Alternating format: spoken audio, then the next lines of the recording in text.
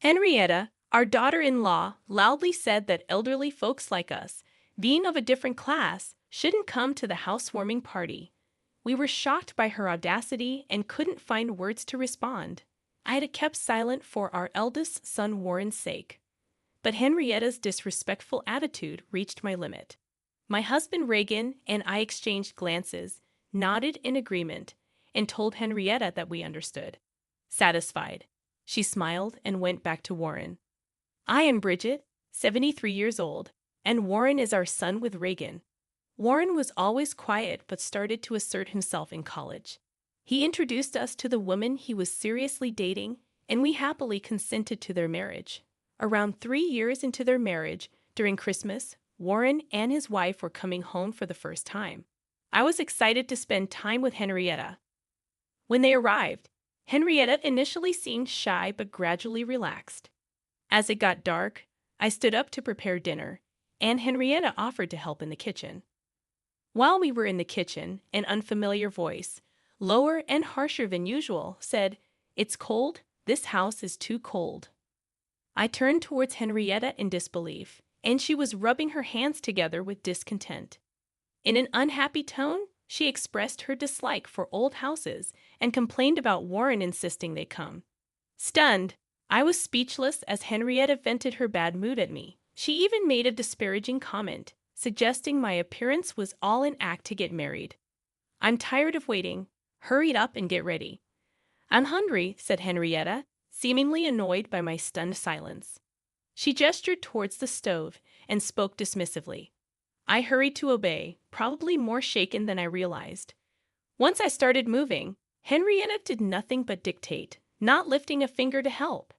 She complained about everything, criticized my methods, yet did nothing herself. By the time the preparations were done, and it was just a matter of serving the food, Henrietta suddenly became active, charming Reagan and Warren, and blushing at their praise. It was then I finally understood this was Henrietta's true nature. 10 years later, Warren and his wife were returning for a visit. Henrietta had shown her true colors many times, but only in my presence. She never behaved that way in front of Reagan or Warren. I had kept silent, thinking it might be a misunderstanding, but the same things happened every time they visited, confirming my suspicions. Hearing they were coming back, I felt a bit downhearted. While planning to avoid being alone with Henrietta as much as possible, the doorbell rang.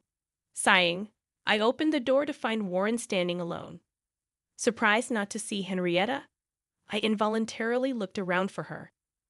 Warren, noticing my reaction, spoke with a hint of apology. "Sorry, Mom. Henrietta had some urgent work and will join us later. She said it's okay to go ahead with the grave visit without her." It seemed Henrietta wouldn't be joining until her work was finished, and I felt a sense of relief at the thought of not having to witness Henrietta's behavior, even for a little while. I welcomed Warren into the house, and Reagan, who was in the living room, noticed Henrietta's absence and asked about her. While preparing tea, I found myself sighing deeply without realizing it. We decided to relax for the day and postpone the grave visit to the next day. When Warren informed Henrietta, she responded, "Understood, but I still can't finish my work and come over, so please apologize to the others for me." Reagan laughed it off as unavoidable, but I couldn't help feeling that Henrietta just didn't want to attend the grave visit. However, I couldn't voice such thoughts, so I just said not to worry about it, and we spent the day uneventfully. The next day, after finishing visiting the grave and relaxing at home, Henrietta called, saying, "Finally finished with work, so I'll be heading over tonight." The timing of her call right after the grave visit seemed a bit off to Reagan and Warren too, hastening my suspicion. That evening, just as we were about to have dinner, Henrietta arrived. She appeared a bit sweaty and out of breath, as if she had rushed. I frowned involuntarily, but Reagan and Warren were so pleased to see her that I decided not to say anything. Henrietta, having been freed from work, was told to take a shower first while dinner was being prepared. She replied somewhat apologetically. When she emerged from the bathroom at dinner time, she muttered upon seeing the food on the tray, "Sandwiches, that's it? After a hot day at the grave, I'm tired of eating this." I managed to avoid going to someone else's grave in this heat, and all I get is a simple meal. Henrietta tied up her hair and walked towards the living room. I felt angry but couldn't find the words to confront her. In the living room, she instantly started chatting happily with Regan, leaving me silently frustrated. Another 10 years passed, and Warren decided to move from his apartment to a house. After discussing it with Henrietta, they decided to pay as much down payment as possible themselves, but asked us for a little help with the shortfall. We couldn't refuse our dear Warren's request, so we immediately agreed and transferred the needed amount. Soon after, Warren informed us that their new house was built, and they planned the housewarming party with both families. I hadn't seen Henrietta's parents since the wedding, so I eagerly agreed to attend, considering everything that had happened. Warren was delighted with my response and immediately shared the news with Henrietta, who I imagined was on the other end of the phone. Thus, we were set to attend the housewarming party next month. A few days after this was decided, Henrietta unexpectedly visited alone. I was surprised by her unannounced visit and opened the door without realizing it was her. Looking up, I saw Henrietta with an unhappy expression, and I was taken aback. "I'll come in." Henrietta quickly checked for keys in the entrance and pushed past me to enter the house. Her arrogant behavior continued as she walked into the living room, probably because she noticed that Regan's keys weren't in the entrance. Indeed, Regan was out for his daily walk and wouldn't be back for a while. Taking advantage of this, Henrietta had barged into our home.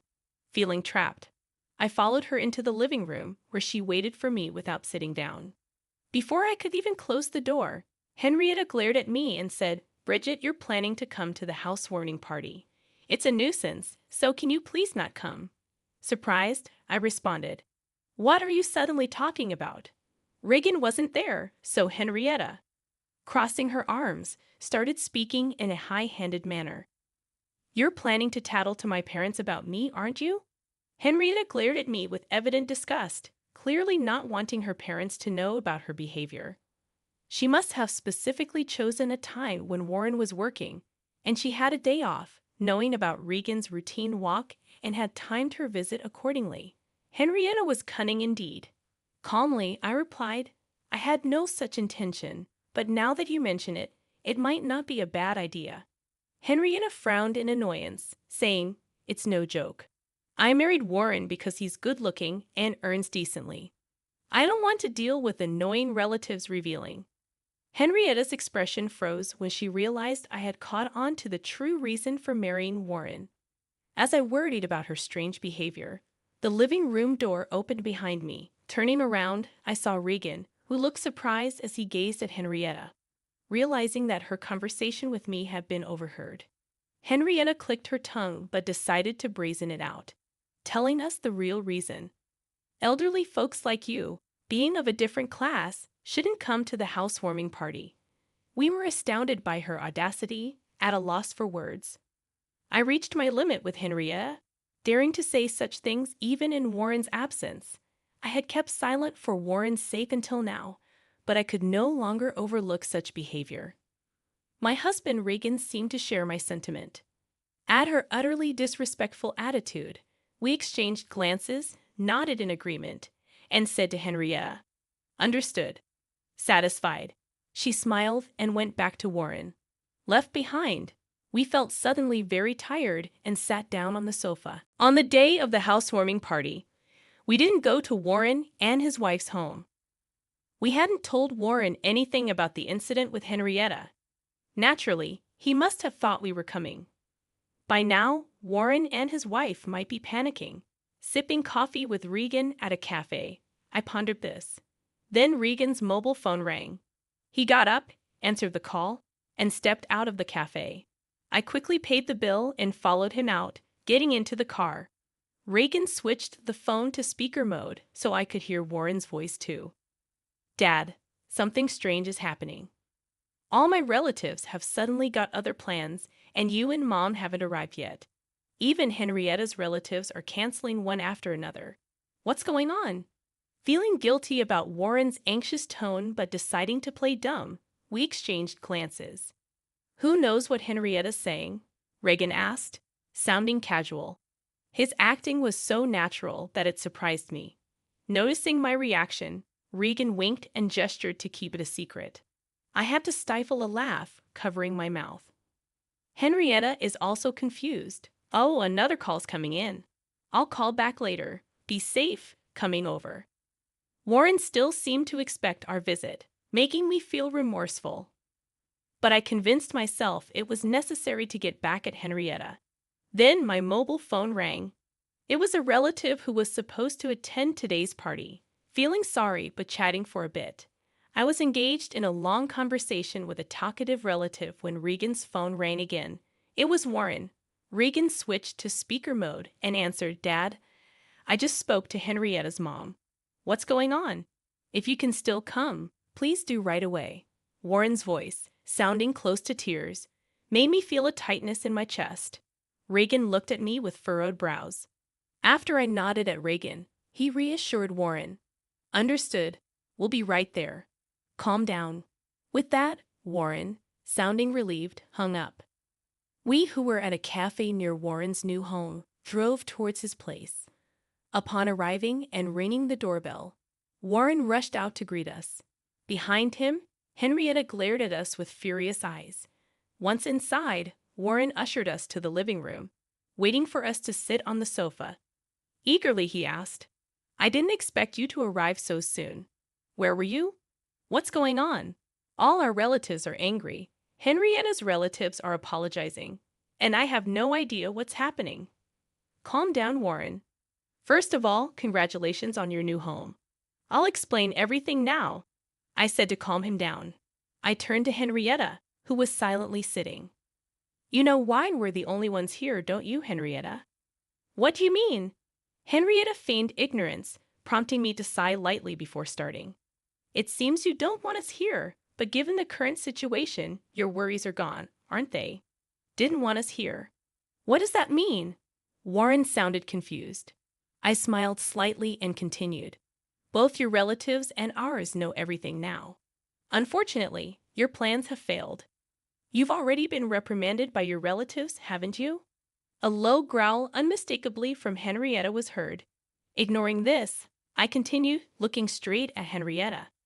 Given Warren's reaction now, you've been pretending to be good ever since you were dating him. Now that your true nature is exposed, why don't you just accept it? I didn't invite you. Her voice, now much quieter than before, made Warren lean in closer to hear her. She repeated, I didn't invite you. I told you not to come. Why did you come anyway and spread lies among the relatives, framing me? Is that fun for you? Taken aback by her intensity, Warren recoiled. I sighed at Henrietta, still insisting she was the victim. Mobile phones are so handy, aren't they, Henrietta? I nodded at Regan. He took out his phone, operated it, and then looked at Warren. I just wanted to marry Warren because he's good-looking and earns decently. I don't want to deal with troublesome relatives. Anyway, elderly folks like you, being of a different class, shouldn't come to the housewarming party. Henrietta's words from that day played from Regan's mobile phone. Henrietta turned pale and looked at Warren. After the playback, Warren turned slowly to Henrietta, his mouth agape. Henrietta tried to deny it, but what excuse could she give after that recording? The weather turned bad, so I cut my walk short and came back only to hear this incredible conversation. I couldn't help but record it. Glad it was useful, Regan said regretfully. Warren looked at me for confirmation, and I nodded firmly. I couldn't believe it at first either, Warren, but the truth is there in the recording. Henrietta's true feelings and her last words were said despite my presence. It's hard to escape now. Regan fixed his gaze on Henrietta, questioning how anyone could stay calm knowing she had been deceiving everyone since her dating days with Warren, let alone after their marriage. Seeing his look, Henrietta dropped her shoulders and ceased her struggle. This seemed like an affirmation to Warren, who abruptly stood up and left the house. It happened so suddenly that we couldn't stop him, and although Regan hurried after him, he soon returned. Apparently, Warren had driven off somewhere, leaving his mobile phone behind, making it impossible for us to call him. Henrietta, left behind and surrounded by us, sat trembling and pale, huddled up. As time passed helplessly, Warren eventually returned, holding something in his hand, which he slammed in front of Henrietta, saying quietly, "Sign the divorce papers and leave." Henrietta looked up at Warren, her mouth agape, but Warren repeated himself, took a pen from the holder on the table, and began to fill in his part. After finishing, he forced the pen into Henrietta's hand and tapped on the divorce papers. "Come on, sign, and leave." Overwhelmed, Henrietta, though frightened, filled in her part. She looked at Warren when finished, but he, without making eye contact, was checking for any missing details. Finding no errors, he forcibly made Henrietta stand up and dragged her to the front door. He then pushed Henrietta out of the house, ignoring her attempts to cling to him and throwing her bag outside. "It's late, so I'll submit this tomorrow. Don't ever come back to this property," he said, slamming the door shut and locking it. Henrietta's pleading voice could be heard from outside, but Warren ignored it and turned to apologize to us. "I'm sorry for the trouble. I had no idea she was like that." We could say nothing to his deep apology, just embracing him. Before long, Henrietta's voice faded away. We decided to stay at Warren's new home that night. The next morning, Warren submitted the divorce paper first thing, and his divorce from Henrietta was finalized. Concerned about his heartache, we chose to stay another night. And that evening, with a somewhat calmer Warren, we discussed everything that had happened. As we recounted the past events, Warren listened with clenched fists. Regan, who was also unaware of these details, placed his hand on my shoulder as I spoke. Then we revealed the truth about the current situation. After Henrietta had left, telling us not to come, I learned that Regan had spontaneously recorded the conversation. We decided together to inform Henrietta's parents. When we called and explained the situation, Henrietta's parents, initially in disbelief, changed their attitude and kept apologizing. After hearing the recorded audio, angry about their daughter's misdeeds, they intended to tell the relatives who had planned to attend the housewarming party not to go. After hanging up, we discussed and decided to do the same with our relatives. They too were furious and said they wouldn't attend. That is how the current situation unfolded. Hearing all this, Warren's shoulders drooped again, worried but unable to do anything. We decided to spend another night. The next day, Warren came into the living room, looking relieved, and shared what happened the previous night. He had apparently contacted his former in-laws. Henrietta was now at her parents' home, being disowned and facing eviction. They also planned to bring alimony, which would be imposed on Henrietta as her debt. While Warren felt this was not enough, he seemed more settled than expected. After returning home, we immediately started packing up our old house. Now dated, it was set to be handed over. The house was actually being remodeled for us to live in together. Since Warren was at work during the day, the renovations were to take place. Though costly to modify a newly built home, with some financial gain from the recent events and our help, the decision was made. While waiting for the house's remodeling, we were happily clearing out our old home.